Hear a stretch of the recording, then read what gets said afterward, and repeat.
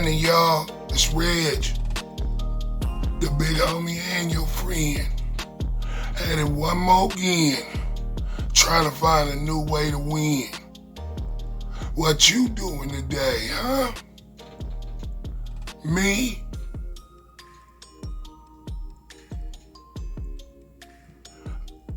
I'm not good. Trying to get it understood. Why God would take my brother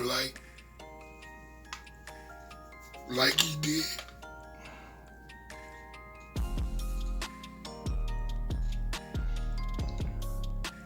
This is episode number 4 of the Fat Boy Be Knowin podcast. How everybody doing out there today? Hope you enjoying your holiday and your day off.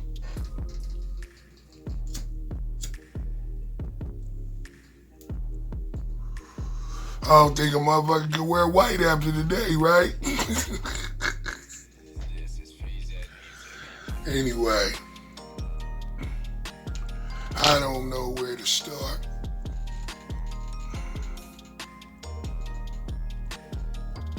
This weekend, my older brother, D-Lo, Derrick Pace, passed away.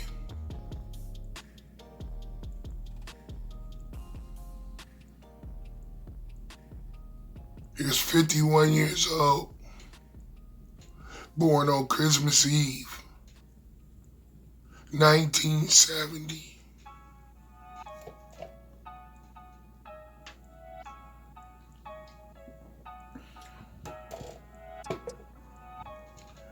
And he's probably the only person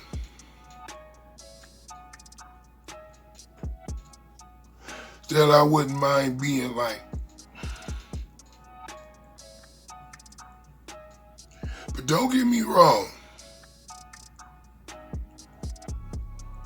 Big bro had his flaws too.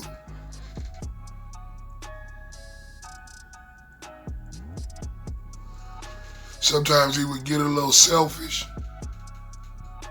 and only think about himself. And me and him used to have a lot of blow-ups about that. Because we're in a rap group together called Rider Click.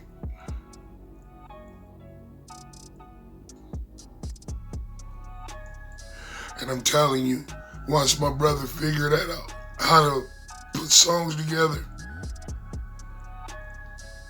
I wish you guys could have heard him. Couldn't nobody touch his pen. His pen was on the level with Nas and them.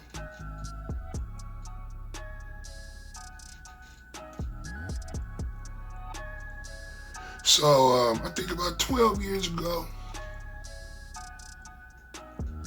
we had a really big blow up on the phone about some he said, we said shit or something. And I felt like my brother broke confidence.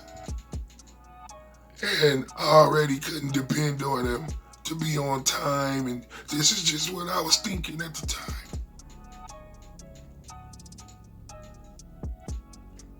And my brother tended to be a bully like my dad.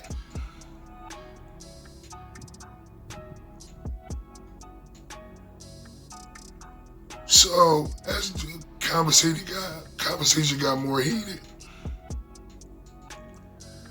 I told my brother, look, call me when you're ready to calm down and talk.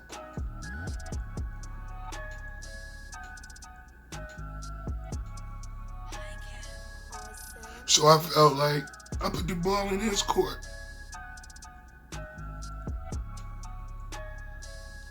I don't feel that way anymore.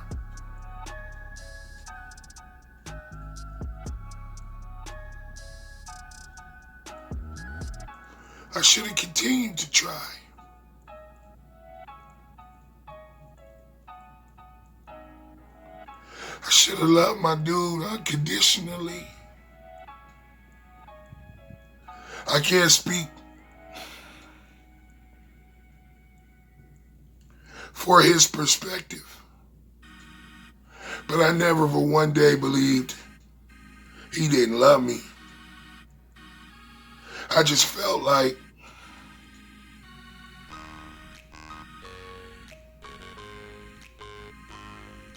he wasn't a team player. And we were in a position where it was make or break.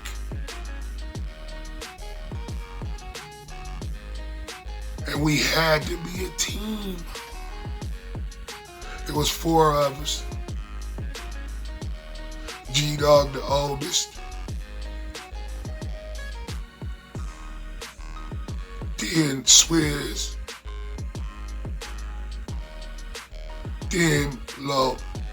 Then I was the baby.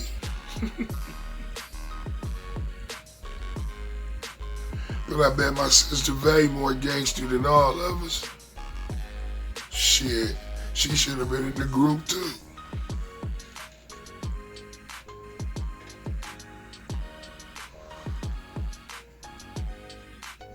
But we got really close to making our dreams come true.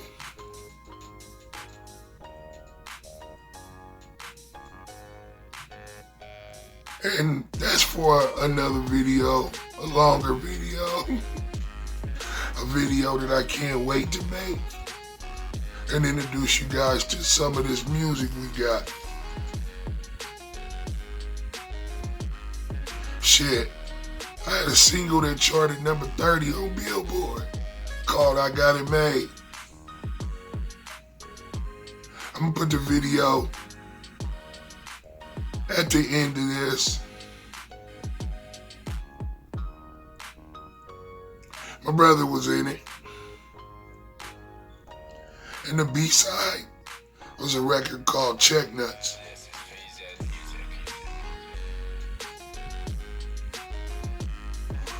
It was me, D-Lo, and G-Dog. And that was the most fun I ever had making a song. Because it was so competitive, but it was in a good way.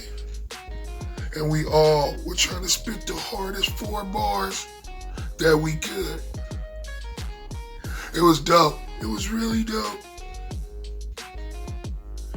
I'm gonna let y'all hear it. I'll run it. I think it's on the page, but I'm gonna put it in this podcast. Don't trip. That's why I'm not gonna talk all the time.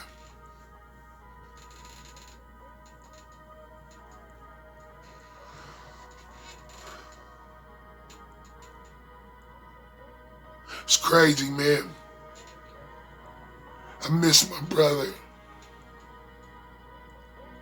I missed him for 10 years. I really did. I thought he was the funniest cat in the world. We didn't get to see each other much. My dad had his own demons and issues. We got different moms. But my brother's mom, Evelyn, is probably the most wonderful lady in the world. My dad cheated on her with my mom, and I'm the product of that. So she could have been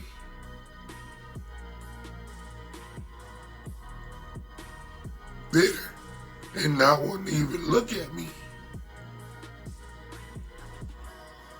But that's not how she get down. She embraced me. And she's never treated me any different. I told her yesterday, I lost my mom But I got you. And you lost your son. But I promise you got me.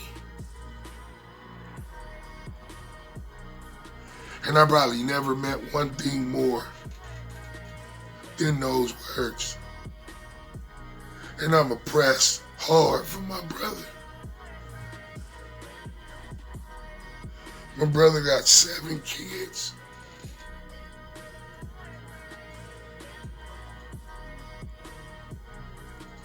Kayla, Derrick, Diamond, Eric,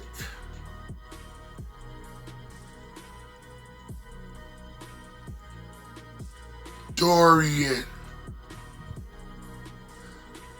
Zaria,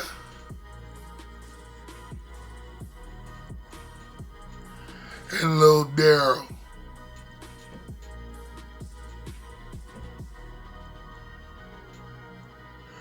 And I want every one of you guys to know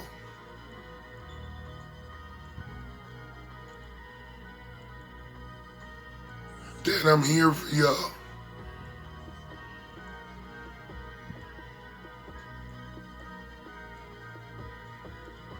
Even if it's just to talk or you need a place to stay.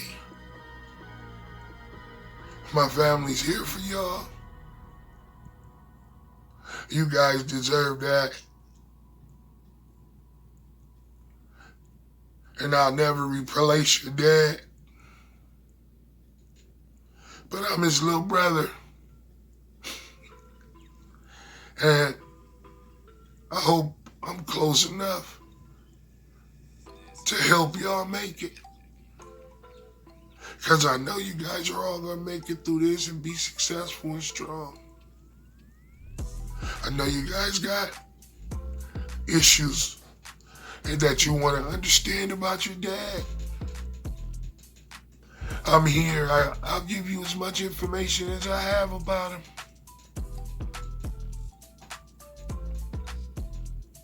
We did a lot of great things.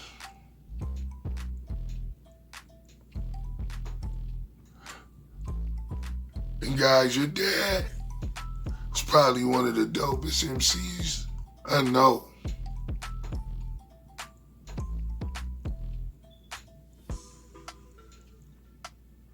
And the ladies, man.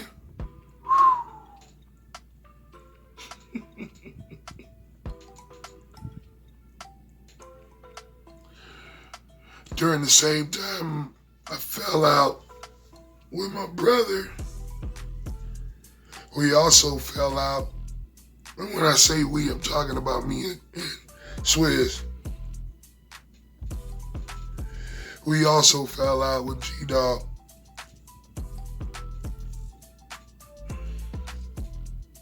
Yesterday was the first time seeing my brother, G-Dog, in about 13 years.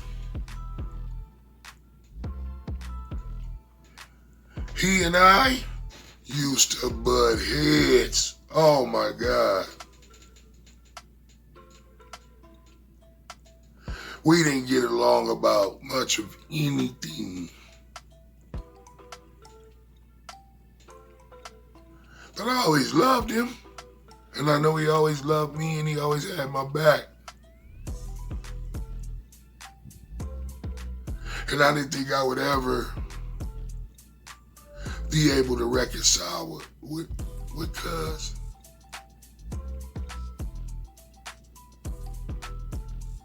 But we got to hug my brother. And all that bullshit went away.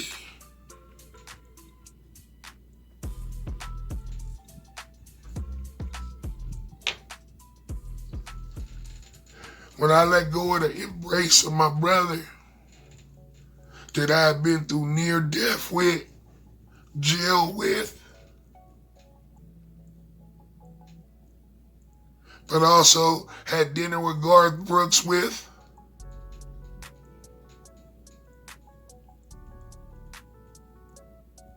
I couldn't even remember what it was.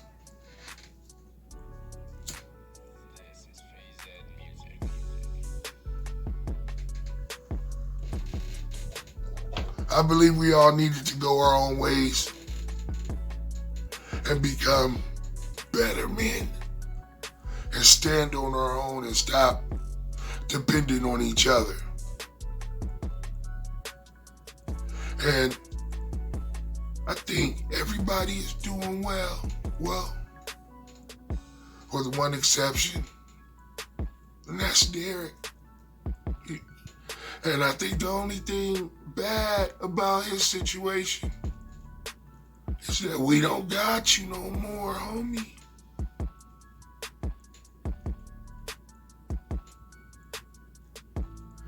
Here's a quick story about my brother. We were little kids, man, and it was rare for me to go visit and be with my pops and all that. Oh, excuse me.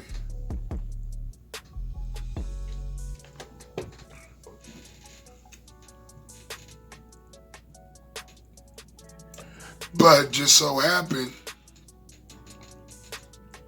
my dad had a real small apartment on like 98th and Hoover or Vermont or something. I was little, I don't remember. But it was just me, him, and my dad. My dad was doing his own thing, smoking weed, playing his bass guitar. He had the big ass speakers and shit. All he did was told us, be home when it get dark. I was a mama's boy. I wasn't used to that shit. I'm moving ahead. Anyway, going back. We spend the night, and it's Saturday morning. But I'm excited, man. I'm with my brother. So I'm like, dog, turn the TV on. Cartoons finna come on. And he was like, it's too early. Go back to sleep. And I'm like, I'm telling you, man, turn the TV on. So my brother looked out the window. And he told me what time it was by looking at the sun, and turned on the TV, and he was right. Of course, I understand the concept now, but at that point, I thought he was God, man. How the fuck he do that? And where did he do that? I thought he was Christ or something, man. He working miracles. Turning water to wine, telling time by the sky, all that shit.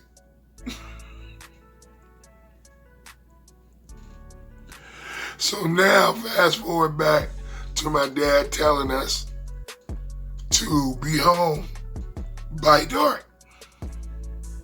So we jump on bikes and we dip it. I don't know this area very well. My brother does because he stays with my dad most of the time. So we go to the park, we bike riding, I had a fight with some fool up there. We was playing basketball, all kind of shit. It was cool. It got dark as fuck.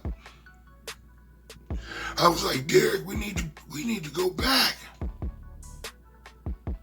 And he was like, fuck it. We in trouble anyway. And I'm like, nah, dog, you tripping. It don't work like that.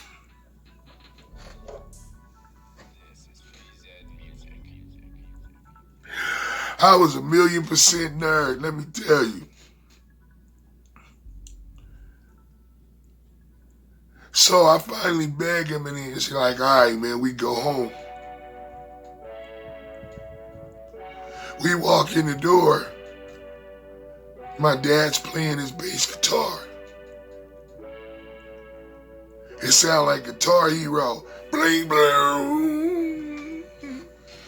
And he put that motherfucker down. And he got up and he walked over to us. And he looked at me and I almost shit a brick. And he said,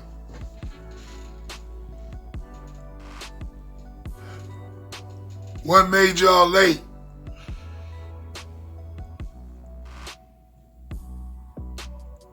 "Reggie, do you remember what I told you?"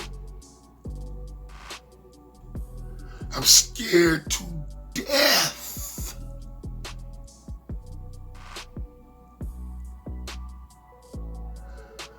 So my response was,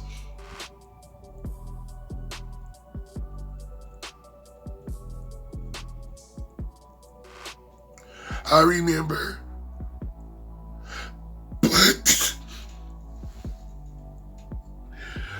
but Derrick said it was okay." Yeah, I was a cold snitch. Tekashi 6ix9ine, my brother. And I didn't know the consequences.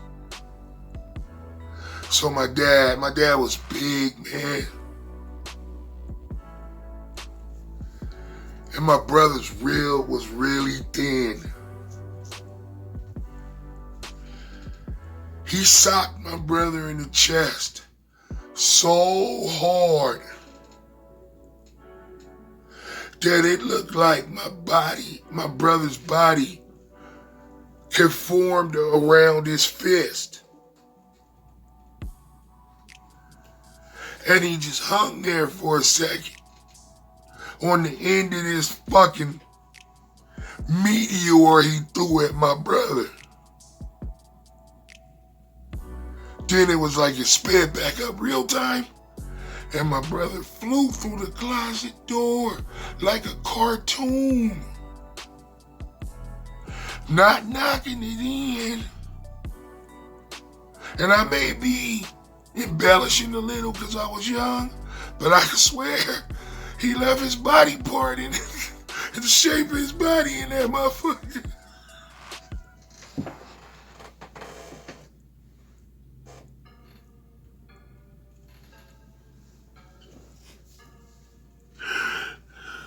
The next thing I hear is, "Reggie, where are you?" I had snuck in his bedroom and I was calling my mama to come pick me up.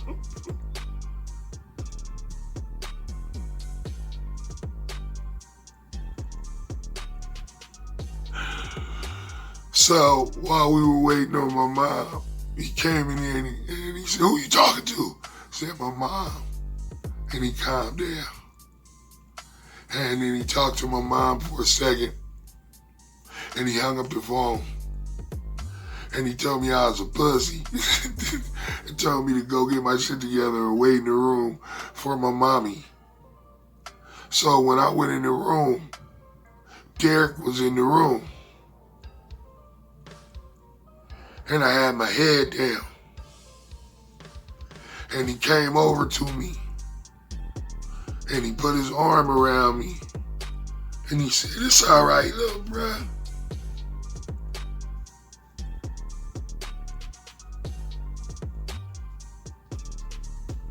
You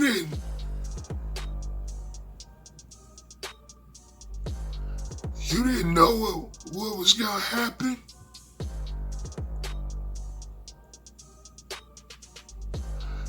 And I didn't tell you not to say nothing. So that was my fault." And I sat there next to him on the bed.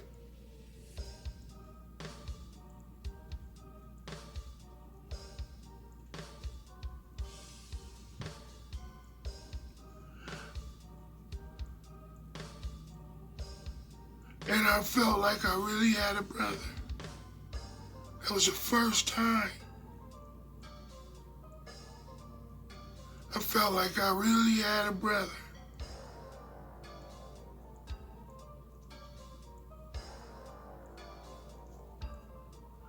That was kind of the last time I saw him.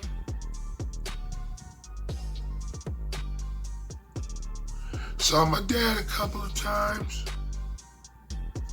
He came through like a day or so before I graduated high school. Actually gave me some money. But he was gone deeply. I used to be mad at him. But I understood, man. I went to prison. My daughter was 4 years old. When I got home, she was 8.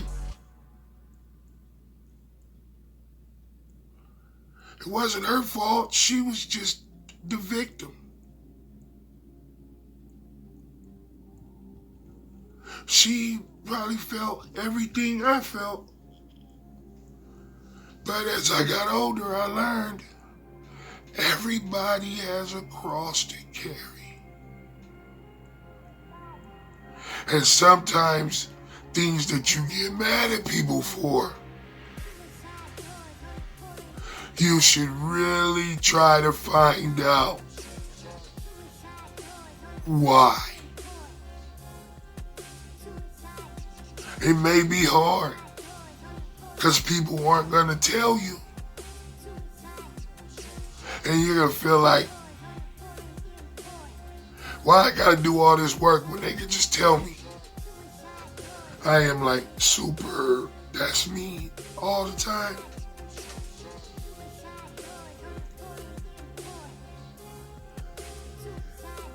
But you got to keep chipping away if you love them. You got to keep chipping away if you care about them.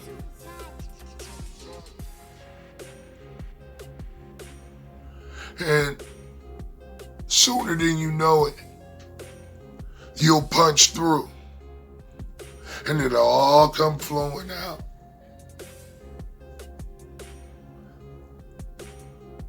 Because just knowing what you did is not a remedy for the problem. That's just like a doctor telling you you have disease X. Okay. But curing or getting rid of disease X is what I need most. I need you to research disease X. I need you to find out where it comes from, how I might have contracted it. What does it do to the body? And doing all of that, we find out what we need to do to control it or get rid of it. That's how it works.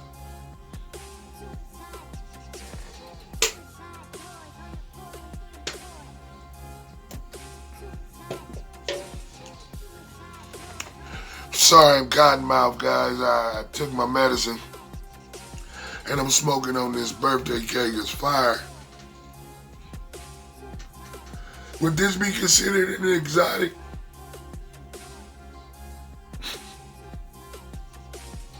That shit tickles me to death, man.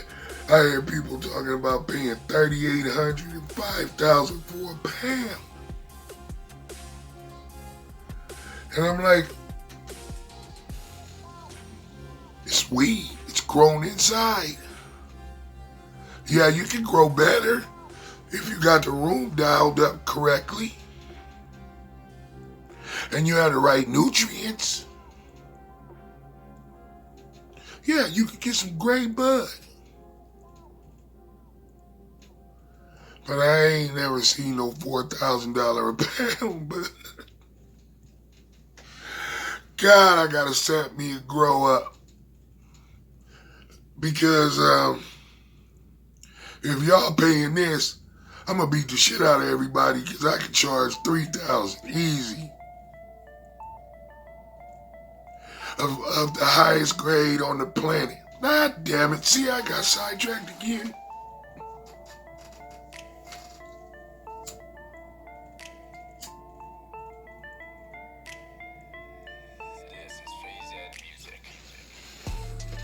I just want to say, and I know people say this all the time, especially when they lose a loved one, and that shit only lasts for a month and then it's over. You forget about it, but if you ever see this, I don't care if it's 1,000 years from now, go hug somebody you love and tell them you love them. And you couldn't live without them.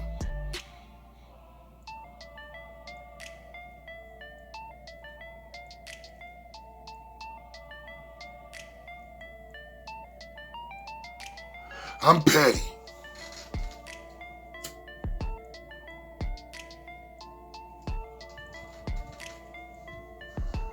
I call myself Tom Petty and the Heartbreakers. Because I feel like if you do it, you know what you're doing. But that's not cool. So my first goal, in honor of my brother,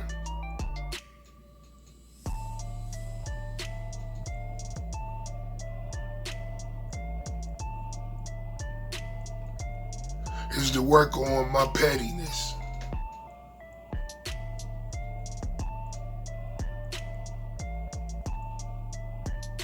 It's not a good tendency. I'm not even gonna justify it by calling it a female tendency,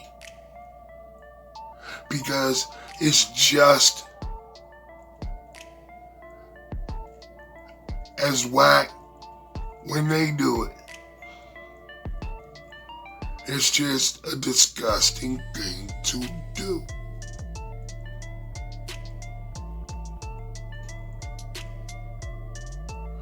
You work through things. And I'm gonna work really hard to be better at that.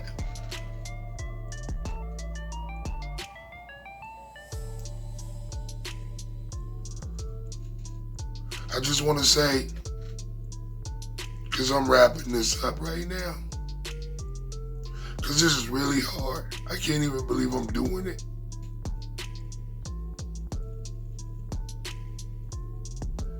But I want to say, I love you too. Swizz, G-Dog, Devil, Cell, Lil B, Brett,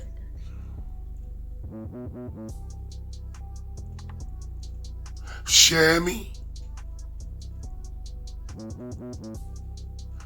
the homie Rock, the homie Mash,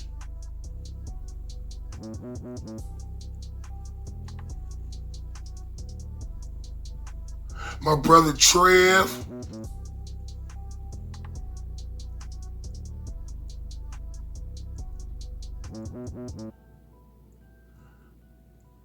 I love y'all, man.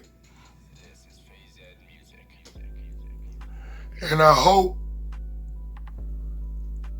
it doesn't take another one of us to vanish off that picture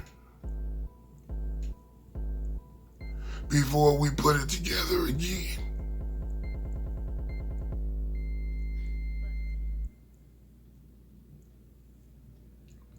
Say a prayer, send positive vibes. Whatever you can do to me and my family.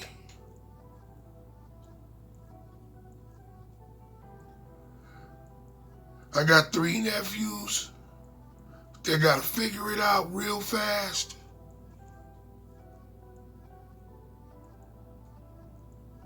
One of my nephews is still young, so he's okay. He's with his mom.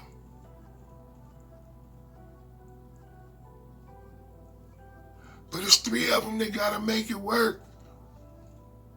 When they were under the guidance and the wing of my dad, of their dad. And he left them suddenly while they all were sitting in the bedroom together.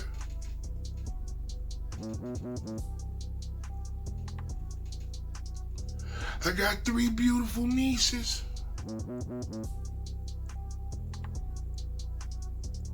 And I want all 3 of you guys to know, my brother wasn't a bad dude. No way.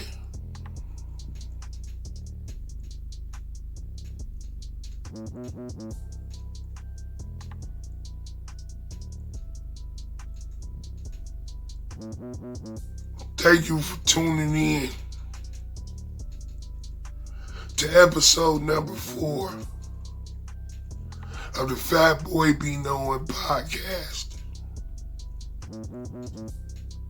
Today was a real somber, sad episode. I'm very sorry. And I'm back to the funnies next week. I promise. I wanted to try to let the world know a little bit about my brother. Derrick Allen Pace, a.k.a. D Loko,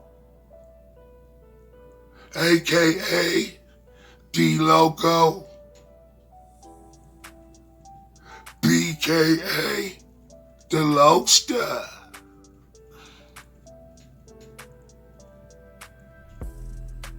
I'm gonna put songs up periodically so y'all can hear how you get down.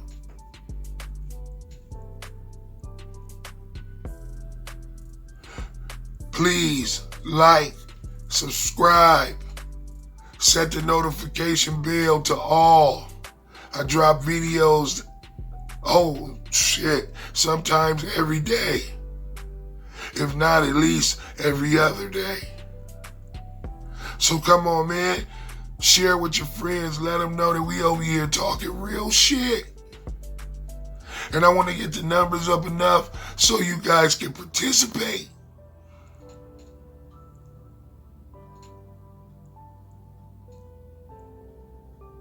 So remember, there's one thing that will never change. We all neighbors. Rest in peace, Loko. Screw you guys, I'm going home.